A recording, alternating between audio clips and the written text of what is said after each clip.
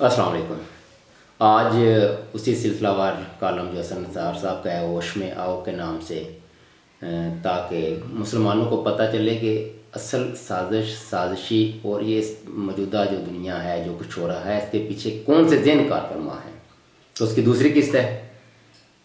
ये वैसे 21 जुलाई 2012 का कालम है, ठीक है। अगर कोई वैसे पढ़ना चाहे तो वहाँ जाकर पढ़ भी सकता है, लेकिन मैं इसको मुझे तो पसंद है, इसलिए मैं इसको रिकॉर्ड भी करवाने लगा हूँ। आज इसकी उसी जो व्यवस्था से आगे उसको जारी रखते हैं। कुछ बातें जो ज़हनों में रासख रहें तो बेहतर होगा। दुनिया की बेशतर इजादात यहूदियों की मरून मिन्नत हैं, और इससे भी कहीं ज़्यादा अहम ये नाकाबिल तरदीद हकीकत है कि मीडिया से लेकर दुनिया के सियासी और मालियाती निज़ाम, बल्कि निज़ामों के मास्टर माइंड भी सिर्फ़ और सिर्फ यहूदी हैं। दुनिया में कोई गैर सुन्नी यह दावा नहीं कर सकता कि वैद हाज़िर के इंतहाई पेचीदा और कसीरुल चेहरा मालियाती निज़ाम के हर शोबे को बखूबी समझता और इस पर मुकम्मल गिरफ्त रखता है। यूँ समझ लीजिए कि जैसे स्पेशलिस्ट डॉक्टर है जो किसी एक उज़्व के बारे में तो बहुत कुछ जानता है, लेकिन बाकी तमाम जिस्म के बारे में तकरीबन बेखबर है। यकीन माने कि आज की दुनिया का मालियाती निज़ाम भी मुकम्मल तौर पर सिर्फ वही जानते हैं जिन्होंने इसे दुनिया पर मुसल्लत किया है, और ये अरबा या हथियार इस कदर होलनाक है कि हमारे सियासी लल्लू पंजू और जमहूरी माजे गामे या गुलामी से निजात के अहमक दावेदार इसका तस्वर भी नहीं कर सकते ये कितना सीरियस और भयानक मामला है, और पूरी दुनिया पर इसके कंट्रोल या कमांड का क्या आलम है। इस मदरजा झैल चंद सतरों की मदद से समझने की कोशिश कीजिए, बशर्ते कि अल्लाह तौफीक अता फरमाए। ज़माना वो है जब बरतानिया सुपर पावर था।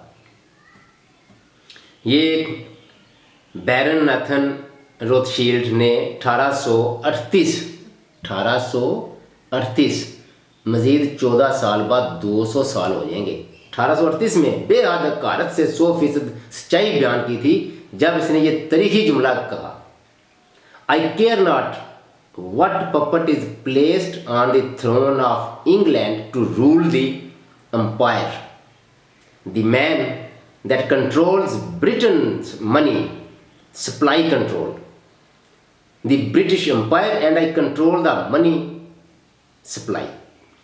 यानी दुनिया में जो उसका कोई इससे कोई लेना देना नहीं है कि वो ब्रिटिश एम्पायर पे कौन हुकूमत करता है, लेकिन उस एम्पायर को जो ताकत, जो पैसा चाहिए, उसकी सप्लाई मेरे हाथ में होगी।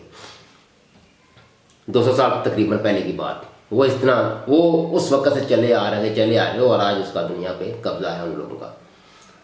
मुझे इसकी कतन कोई परवाह नहीं कि कौन सी कठपुतली बरतानिया उज़्मा पर हुकूमत करने के लिए बरतानवी तख्त पर सजाई गई है। बरतानिया पर हुकूमत इसकी होती है जिसके हाथ में बरतानिया का मालियाती कंट्रोल हो, और वो मैं हूँ जिसके हाथ में बरतानवी राज का मालियाती कंट्रोल है। रोथशील्ड 1838। आज पूरी दुनिया का मालियाती कंट्रोल किन के हाथों में है? कुछ होश भी है या नहीं? ये जो दिन रात चलाते रहते हैं कि हमारे खिलाफ साजिश होगी, तो इन बड़कबाजों के बड़ों को भी इल्म नहीं कि साजिश होती क्या है,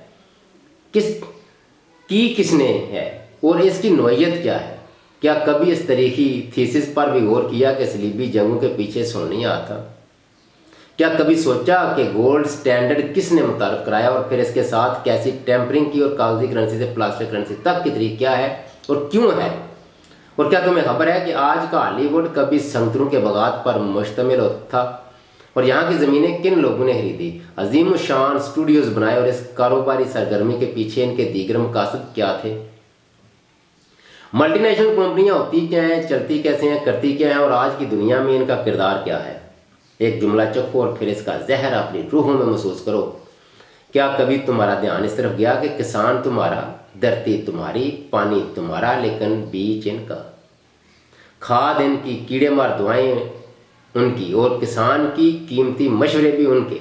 तो क्या तुम इस जुगाड़ के अंजाम से वाकफ हो? ज़हन ही नहीं, ज़मीनें भी बंजर। अमेरिका की गुलामी, ड्रोन हमले, नेटो सप्लाई, गैरत परेड, टेढ़ी मेढ़ी उंगलियों से विक्ट्री के झूठे निशान, मसनूई मिलियन मार्च, और बस बाकी टाइम फिश। ये तो इतना भी नहीं जानते कि गुलाम किसके हैं, आका कौन और कब से क्या कुछ कर रहे हैं।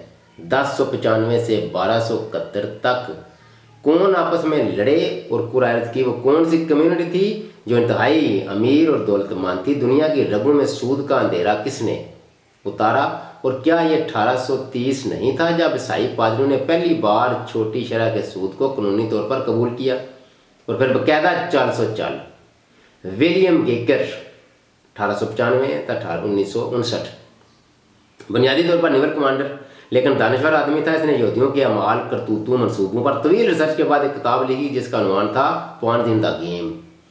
वो सोहनियों को बनीनो इंसान का शैतानी टोला करार देता है। याद रहे कि हर यहूदी सोनी नहीं होता, लेकिन हर सोहनी यहूदी जरूर होता है। रोथशील्ड के पस मंजर बयान करते हुए लिखता है कि एक यहूदी स्नार अमसल 1750 में फ्रैंकफर्ट जर्मनी में बाद हुआ तो उसने अपनी दुकान के आगे ए रेड शील्ड सुर्ख ढाल का बोर्ड वेजा किया।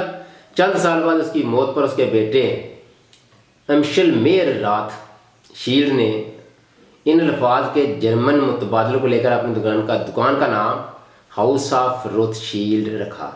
1812 में इसकी वफात पर इसके 5 बेटों में से नाथन इंतहाई ज़हीन और काबल निकला। 21 साल की उम्र में वो इंग्लैंड चला गया ताकि बैंक ऑफ इंग्लैंड में असर रसूख पाकर अपने भाइयों के तावन से यूरोप में एक खुद मुख्तार बैनुल अक़वामी बैंक कायम कर सके। 200 साल पहले जो लोग प्लानिंग करके आज इस नतीजे तक पहुंचे हैं वो दुनिया को अपने हाथ से जाने देंगे? अच्छा, वो सिर्फ 30 साल की उम्र में उसने 12 अमीर और 62 यहूदियों के साथ मीटिंग की जिसका मरकज़ी ख्याल ये था कि वो सब अपने वसाइल ज़राए को यकजा करने पर रज़ामंद हों तो पूरी दुनिया की दौलत, कुदरती ज़राए और इंसानी ताकत को कंट्रोल किया जा सकता है। और आज हकीकत ये है कि वो अपना अदब हासिल कर चुके हैं और इसीलिए पिछली किस्त में मैंने अमेरिका को मजलूम और सफ़ेद अमेरिकनों को वाइट नेग्रो लिखा था। ये जारी है, ये नेक्स्ट जो होगी हमारी वीडियो उस पर आएगा। 4 हैं, 1, 2, 2 रह गई हैं।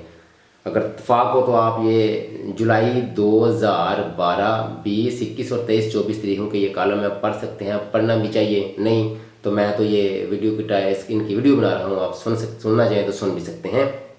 और याद रखिए 200 साल जिन लोगों ने मेहनत की है दुनिया पर कंट्रोल करने की, उनका मुकाबला करने के लिए आपको कितने 100 साल चाहिए? अल्लाह हाफिज़।